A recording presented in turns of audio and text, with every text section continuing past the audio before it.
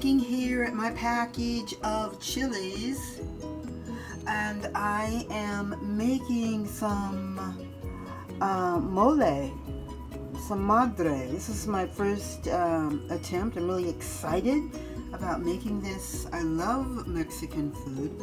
I never attempted to make my own chili sauce though. So now I'm trying it. So pretty excited about it. So there's a theory in education that we should be learning for the rest of our lives. And so I have taken that adage into the kitchen, and I'm always trying something new, trying to create new flavors, trying to create new dishes. And my latest love are dried peppers. Earlier I was in love with shallots because they give the food such a great flavor, and I wasn't familiar with them. Shallots and garlic I particularly like with carrots. But now I'm off to dried peppers, and I am going to make some more mole. I made some a couple days ago. It was so good that now I have to make some more. So I'm browning my peppers in the skillet here, and I don't want them to get black because they can get bitter. So here are my roasted peppers in my vegetable stock. The stock is hot.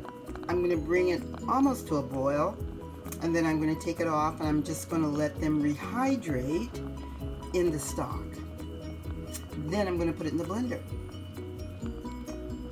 I love me some peppers. You know, when I was a little girl, I always thought that chili was supposed to be red because of tomato sauce. Well, now I'm finding out that, you know, our brothers and sisters in Mexico and perhaps further south, they use chilies to make their chili red. And a little bit of tomato, but mostly chilies. I mean, I feel so dumb. So after I finished browning them, and you can tell, now this one here got a little too dark, I probably won't use it. You can pour some hot broth on it, like the broth that I taught you guys how to make a couple weeks ago. Pour that vegetable broth on it, and then you can blend it up. Yep. Okay, so here I have my little saute going on, and you can really put anything you want. I use garlic and shallots, but you can use onions and tomatoes and just whatever you want. This is all going to be blended together into your hydrated peppers to make a wonderful sauce. Yup. I love making this sauce. You're going to love it too. You got to try it though. If you don't try it, you won't fall in love. Everybody wants to be in love, right? Hey, Red, Black, Green, and Vegan. I think I'm turning into a Mexican. I want mole every day. What is wrong with me? Oh, somebody call a doctor, right?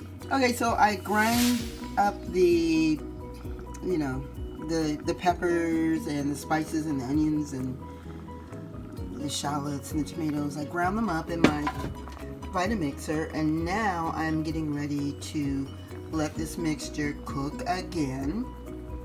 Cook down some of the water, and I can see already I didn't make enough. This is not enough. This stuff is so delicious. Start over and make some more.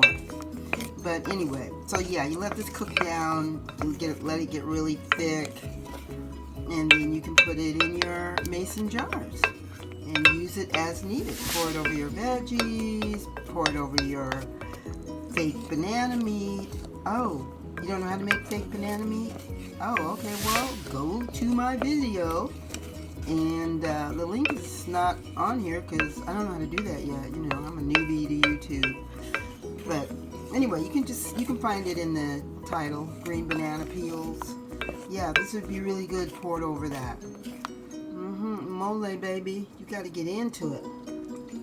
It's delish. Red, Black, Green, and Vegan. How's it going? Alright, so what's going on over here are grilled asparagus. This was supposed to be raw collard greens, but I warmed it up in the skillet because I just felt like having it warm. And then over here we have banana burger. Yeah, so I think this is a pretty good showing of a vegan lunch, dinner, one meal a day, however you want to spend it. Okay? Guys, did I mention that I have my mole on this banana burger? Yes, I'm really loving the process of making mole. And as soon as it's mo better. Hey, Red, Black, Green, and Vegan. Making some mole for you guys for when you come back from the march. Yes. I think you can use a little spice. I'm going to add a little bit of my raw chocolate to it. And I am going to add a little bit of molasses. So it'll be hot, but it'll also have a sweet flavor. All right, see you when you get back from the march. Hey guys, how's it going? All right, so what we have here are some dried peppers. These are New Mexican chili, garlic, and tomatillo. I think that's how you say it. Anyway, it sounds like tomato, but it's not related to tomatoes. It's related to berries. And what you do with all of these is that you roast them and then you grind them up into a mole or a salsa. Okay? And that's what we are going to do. So stay tuned. I just got back from the store and I picked up some more chilies. These are New Mexico chilies and they're very dark. They're almost black. I understand that the black chilies have kind of a chocolate vibe to them, so I'm going to check those out. Alright, so now you've made your mole sauce. The next thing to do is to use it. And we're going to use it making a walnut meatball, and we're going to pour it over vegan burgers, the beet burger and the banana peel burger.